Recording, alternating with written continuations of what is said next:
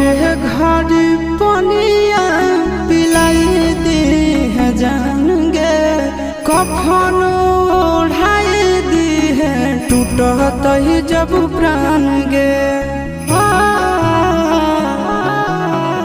मोरे घर पनिया पिलाई दी है जान गे, कफन ओढ़ाई दी है टूटत ही जब प्राण गे। हगे हमारा से तोरा जाती प्यार होता भेंट साक्षात कर लगे। हगे सोनाया रावा हो भरती पाटनवा में आके मुलाकात कर लगे। हगे सोनाया रावा हो भर